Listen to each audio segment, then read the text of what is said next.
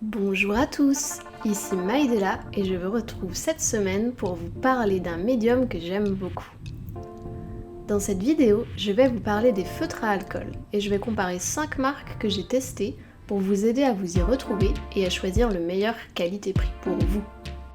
Commençons déjà par parler des feutres à alcool. Qu'est-ce que c'est ? Alors, comme leur nom l'indique, ce sont des feutres dont les pigments sont dilués avec de l'alcool. Ils ont plusieurs vrais points forts. Déjà, je trouve qu'ils sont vraiment très faciles à prendre en main et ils permettent d'appliquer des couleurs vraiment vibrantes sans laisser de traces. En fait, l'alcool présent dans l'encre va s'évaporer en séchant et il laisse une couleur parfaitement uniforme. J'utilise des feutres à l'alcool depuis maintenant 15 ans, qui sont vraiment versatiles et en plus on peut les combiner avec d'autres techniques, comme par exemple les crayons de couleur. Mais si comme moi vous vous êtes déjà retrouvé dans un magasin de beaux-arts, vous vous êtes sûrement rendu compte de deux choses. Déjà, la gamme de prix est très variée, allant de moins de 2€ à environ 10€ par feutre. Et également que les pointes des feutres ne sont pas toujours les mêmes. Alors comment faire pour choisir la marque de feutre la mieux adaptée à vos besoins ? Je vais comparer aujourd'hui 5 marques que je connais bien et que j'ai testées pour vous. Des marques très faciles à trouver en France. On va donc parler des Copic, des Graphites, des Promarqueurs,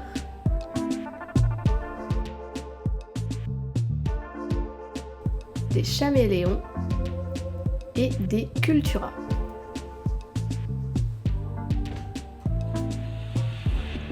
Alors on commence avec les Cultura, qui ont d'ailleurs changé de nom maintenant et ils s'appellent Monali.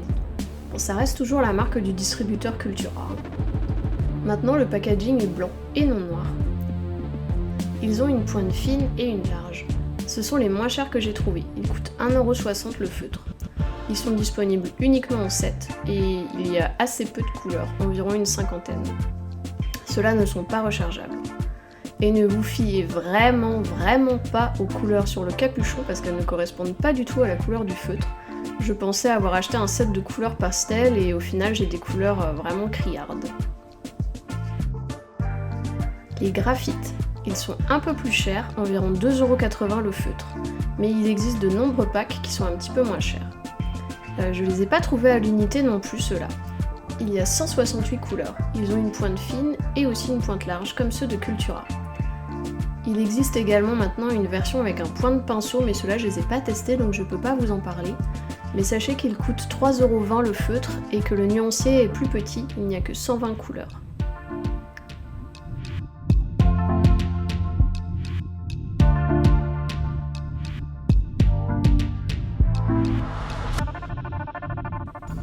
Les Promarqueurs de Winsor & Newton.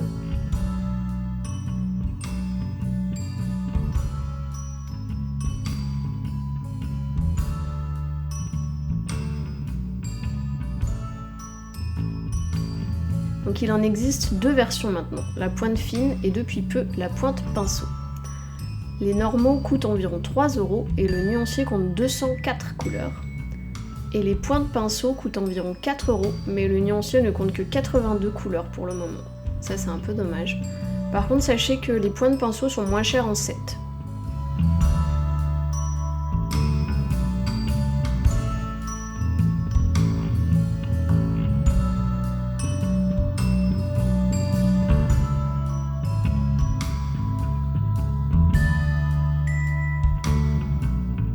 Maintenant on a les Chaméléons. Donc j'ai découvert ces feutres vraiment très récemment et je trouve que le concept est vraiment super. En fait ils ont un embout que vous voyez là qui est appelé Color Top que l'on peut mettre en contact avec la pointe du feutre pendant quelques secondes et ça mélange les deux encres et ça permet de faire des dégradés parfaits. C'est assez bluffant. Le feutre coûte 5€, donc c'est un peu cher, mais il y a avec un Color Top transparent et vous pouvez également acheter des Color Top sans le feutre avec différentes couleurs. Et donc les Color Top coûtent 3€. Ils sont vendus uniquement en 7 ceux-là, et les feutres sont vendus à l'unité également. Donc à noter que ces feutres sont certifiés sans test sur les animaux, donc ça peut toujours être intéressant, et rechargeables. La recharge coûte 7€ et elle permet de recharger 7 fois le feutre, donc ça la rend vraiment très économique. Le point faible par contre c'est que le nuancier ne compte que 57 couleurs, donc c'est vraiment assez peu.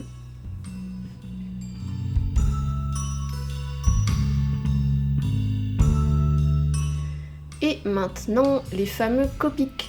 Vous en avez sûrement déjà entendu parler, mais est-ce qu'ils valent vraiment leur prix? Alors déjà, il faut comprendre quelle est la différence entre les 3 versions de Copic, parce qu'il y a les Ciao, les Sketch, et ceux qui n'ont pas de nom, les juste Copic. La différence principale, elle se situe en fait dans la capacité en encre du feutre.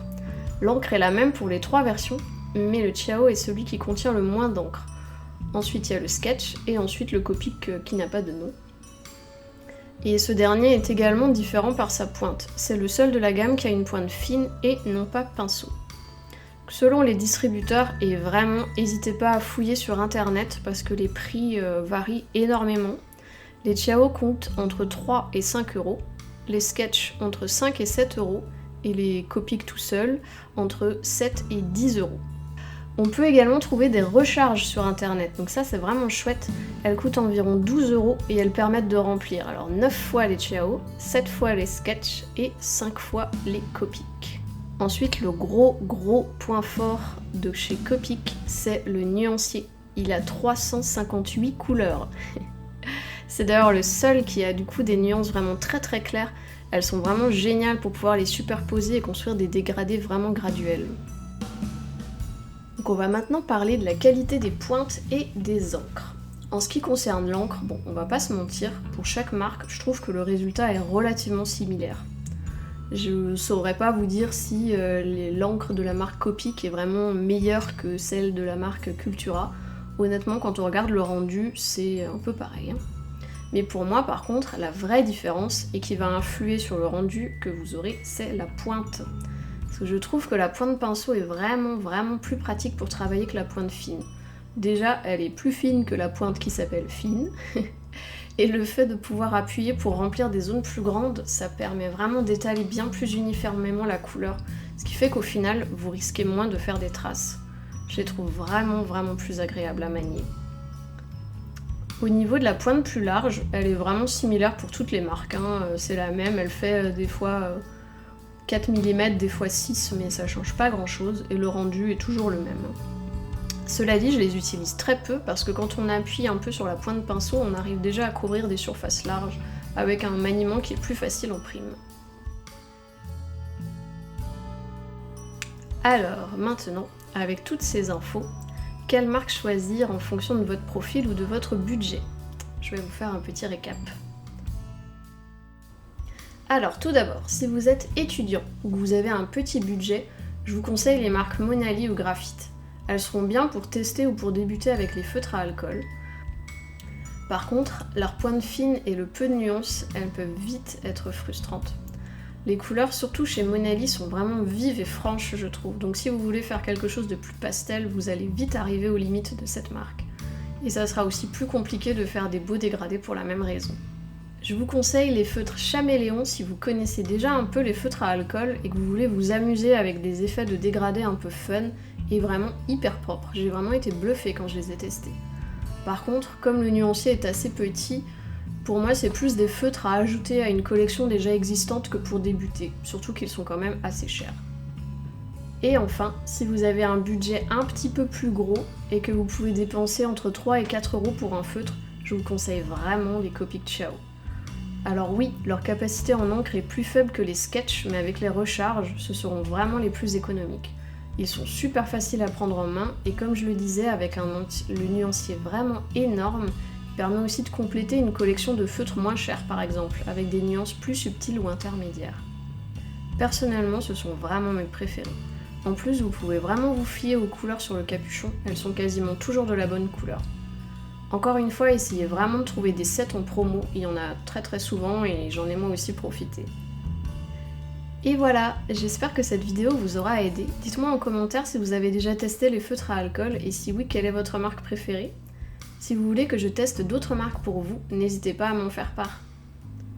Moi, je vous retrouve mercredi prochain pour une nouvelle vidéo et en attendant, soyez créatifs!